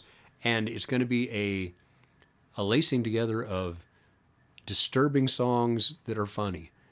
Sense of humor, man. There's a deep, dark sense of humor, and I got this album when I was really getting serious about writing songs for the band, for the Rainmakers, before the Rainmakers existed. But I wanted to write that kind of song that I had written Simon and Garfunkel type of songs, very angsty, beautiful things. I wanted to write something that would make you raise your eyebrows a little bit, And Warren Zevon's songs certainly made you raise your eyebrows a little bit. So is this the first Warren record that you had? Yeah. Okay. Well, I think I may have actually had the second one first, and then this one. I actually had Excitable Boy was his big breakthrough. Had Werewolves of London. Yep. But there's a bunch of songs on this album that Linda Ronstadt covered when Linda Ronstadt was like, anything she put out millions and millions of copies. So people got to know a lot of these songs from Linda Ronstadt's versions. And, but yeah, I was really intrigued by this dark humor, because my earlier songs, none of them are very funny. There's not much humor there. But the fact that, you can be serious and disturbing and funny all at the same time, that started really appealing to me. And I think that then became one of the threads that ran through the Rainmakers. We were interesting and disturbing and funny, and you could dance to it. Cool. Very cool. So then we take our biggest leap all the way to 94. I'm glad that I completely forgot what list I gave you. That's great. They're all surprising me, too. Early days, the Watersons. There are 15-ish titles under their discography umbrella. Some are various artists. Some have varied lineups. But this one makes your list because... I only started listening to the Watersons about 3 years ago. Okay. 2 or 3 years ago. At this point in my life, at this age, after doing music this long, one of the really fascinating things to me is how all these people that I've known in music and people that have stayed in music, how the experience becomes more and more different for all of us. I have good friends that have started playing in cover bands in the late 70s, going into the 80s, and they're still playing in those cover bands, and they're still loving it. They're still playing the same songs that they were playing in 83, which were songs from the 60s. In 83, they started playing songs from the 60s, and they have just never stopped. And they're good with that. They are having a great time. They have gigs. They love it. And I can't do that. This outfit, Sirens in the Suburbs, guitar player came and did an episode with me, and that they were trying to dot I's and cross T's for a gig at the Aztec Shawnee Theater. And so after our conversation, I looked it up because it was kind of familiar, but and it's like, that is the place where the cover bands go. And Tribute bands or cover bands? There's a difference. I know. Okay. Maybe both. Maybe both. I'm not. Cover bands have kind of become tribute. You're kind of like, well, let's just do this artist. Now we're a tribute band. I'm telling you, I literally was like, is this? I mean, full calendar. You know, you look at July, and they've got 20, and they're coming from.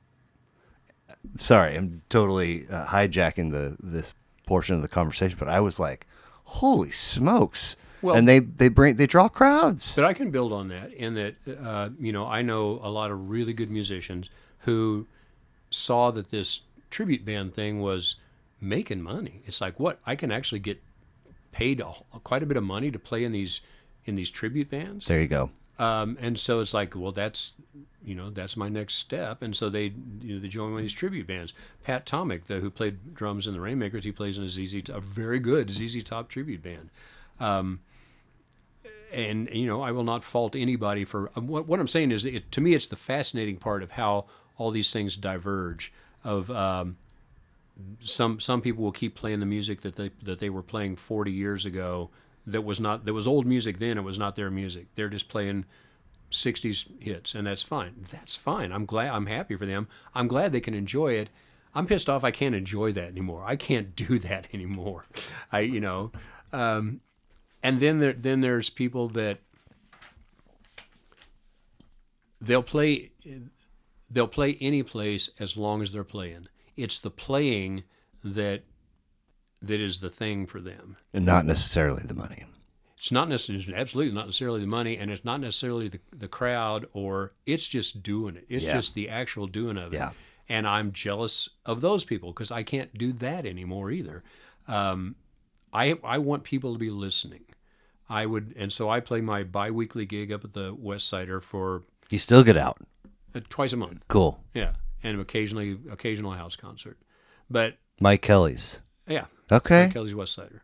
And so I play the first and third Wednesday of each month, and 30 to 50 people, but they're there to hear my songs, and that's where my path diverged. I have to do that. When I started playing with Jeff Porter and Norm Daler 20 years ago, we would do all of my original songs. We'd do some of Jeff's original songs, and we'd throw in crazy covers. Well, eventually, I don't want to do that even. I don't want to play somebody else's originals, and I don't want to play crazy covers. I will occasionally throw in one. I was going to say no covers maybe at all? 2 covers a night. But, okay. But it will depend on the situation. Yeah. But mostly I want to play my songs. So last Wednesday, or a week ago Wednesday, I guess it was last Wednesday, I played with Pat Tomic, drummer from the Rainmakers, and we played a Rainmakers set, basically. We played a few of my newer things. But I'll revisit that every couple months, but I need to be playing new things, and I would rather play for 20 people who will listen to my new things than 100 people who just want to hear Rainmaker songs, or any number of people who just want to go have a beer and dance. I just can't do that. I like that there's a band here, but I'm not really paying attention to them. I just can't do that anymore. And it's been fascinating to me to see how each of us musicians, of guys that I know and love and respect, have figured out this is the path, and how different they become. Yeah. I mean, I look at somebody like Paul McCartney, and I think, I honestly don't understand why he does it anymore. It's like, you don't need the money, so the money doesn't matter. You don't need the adulation. You've had all the adulation you could possibly need.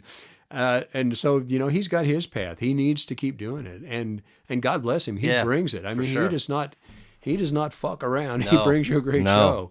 But I don't understand it. Now, if you weave the occasional cover into one of these 2 shows, is your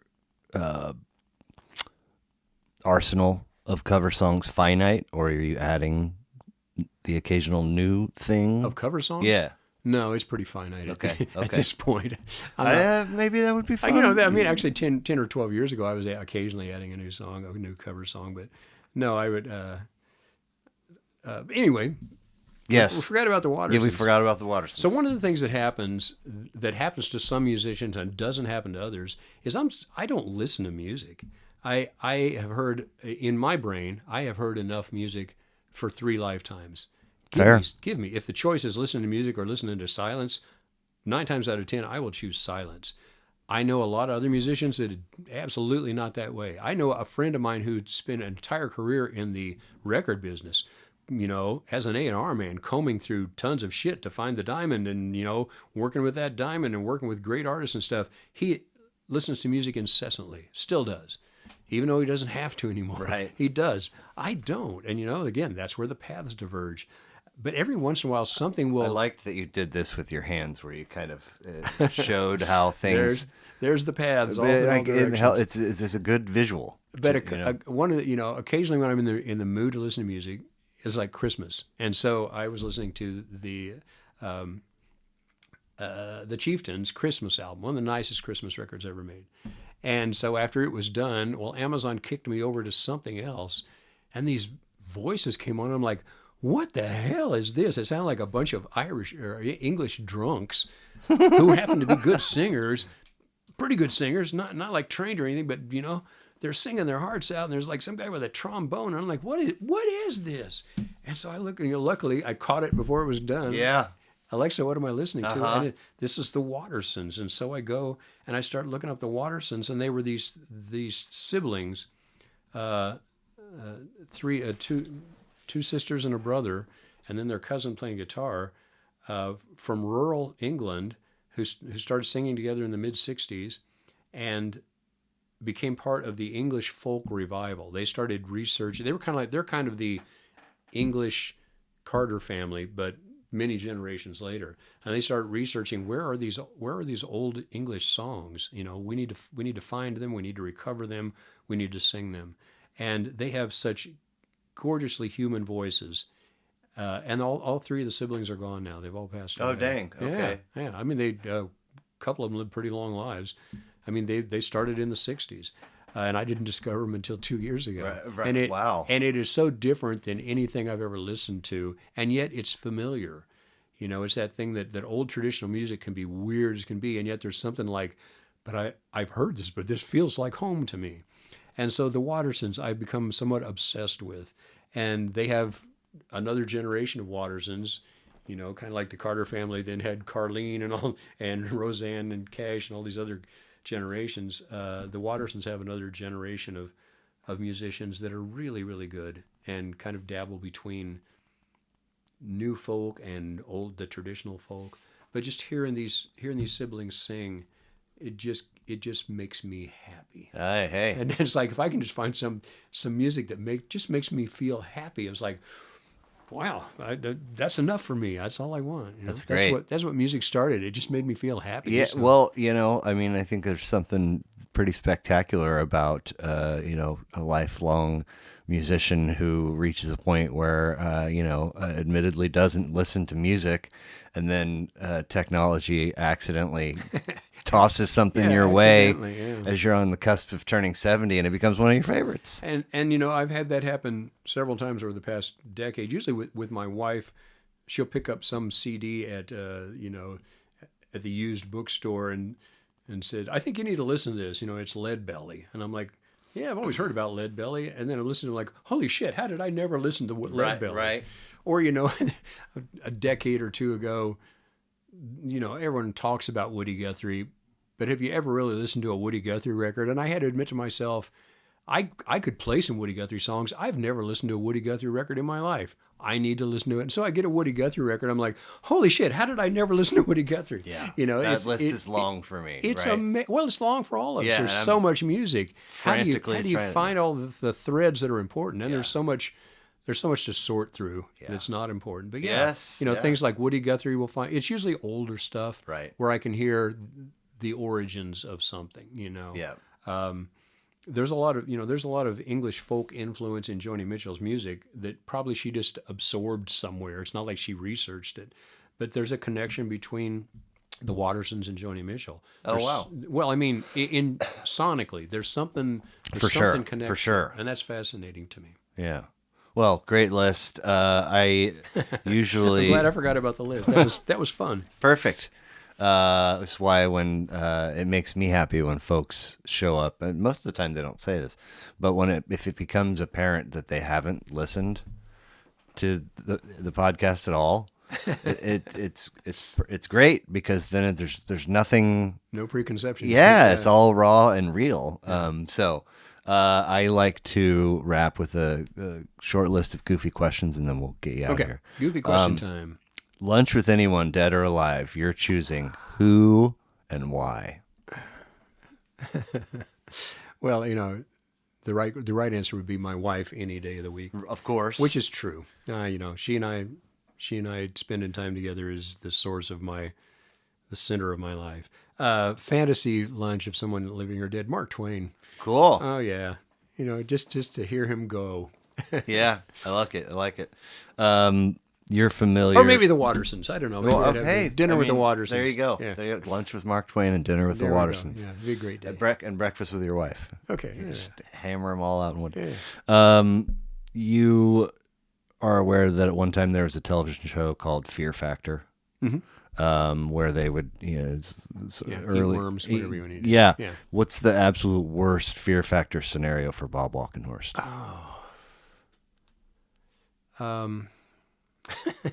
There's so many of them. My recurring nightmare is falling off of a bridge, or a bridge falls out from under me. Okay. So there you go. All right. You're given the ability to visit your past self at any age of your choosing. What age are you choosing, and what are you saying? I would go back to me at about age 18 and say, get down to business sooner. No kidding. As I told you, I didn't really get serious about music until I was 30. And then, the Rainmakers didn't really happen until I was about, 34. I would say get down to business quicker. Okay. I would keep, okay, I'm going to go to college for a while. Okay, I'm going to work at Silver Dollar City for a while. I would keep, veering off the path. And I would say, get down to business. Okay. If we can pretend or imagine that we all have some sort of bucket list, maybe it's all on one list. Maybe you have a personal, maybe and a professional. Whatever your list looks like, if you're given all the necessary resources to hammer out your number one, or if you happen to have a personal and a professional, your number ones, what would it or what would they be? Not to sound too phony about this, but one of the things that I really try to maintain is gratitude for the things that have happened in my life. I have had, I've had my dreams come true. I didn't dream about being a millionaire. I dreamed about playing music. Right. And I got to do that. And I've got to do that for a much longer time than I ever would have envisioned. Right. So professionally, it's kind of like, the bucket list, I kind of got to do it. Yeah. And personally, I married the woman of my dreams, and we are best friends. And just as long as it's just her and me together, we're good. That's great. My bucket list would be, a little more, and we're in good shape physically and most other ways. It would be providing a little more peace, happiness, security for the members of my family. That's kind of the thing that weighs on my shoulders these days. Worrying about another gig, it's like I can do a gig in my sleep and still do a really damn good gig. Right. But I just don't. The music part is kind of like it's already happened. Yeah. I will do whatever little pieces still remain and enjoy them for every ounce that I can. But I'm not looking for something. Right. There's nothing else for me to search for in that arena that I have any interest in doing. But having a little more peace and a little more. Where do we start this conversation about when you realize you're not a kid and you have to take on these responsibilities? Yeah. A little less responsibility. Yeah. I want to relax a little more. I love it. Please complete this. The world would immediately become a better place in which to live, if only. Well, you're just setting that up, man. If only Donald Trump would lose the election. Yeah, that's pretty easy one these days. I like it. I mean, there are other There are other viewpoints. sequences of words that have landed there, but that one has come up before. It's pretty big on everyone's mind. Yeah. These days, yeah. Man, I super appreciate it. Those are great. As you can tell, I love to talk. And once you get me talking about the path of music and art and life and what really means something, what really doesn't mean something, I can go on for a long time. Cool. So, bobwalkenhorst.com. You got a Facebook page, an Instagram. Your tunes are on Apple and Spotify. Prints, private gigs, copies of Whirlybird Days are available on the website. Is there anything that you had hoped that we would cover but did not? No, I don't think so. Okay. I kind of tend to go all over the place and touch on about every base and more than you want to. So. Well, I do a lot of rambling and wind up We ramble well together. 3 layers removed from the ask, but you're really good at getting us back on track. You got a good mix of going with the ramble and then steering back, and I need that sometimes. Well, when I think the thing that people will be interested in is usually my musical story, and so I always kind of want to bring it back to that. Sure. Well, thank you so much. Hey, thank you, Blair. Talk This to you was fun. soon. Thank you, everybody.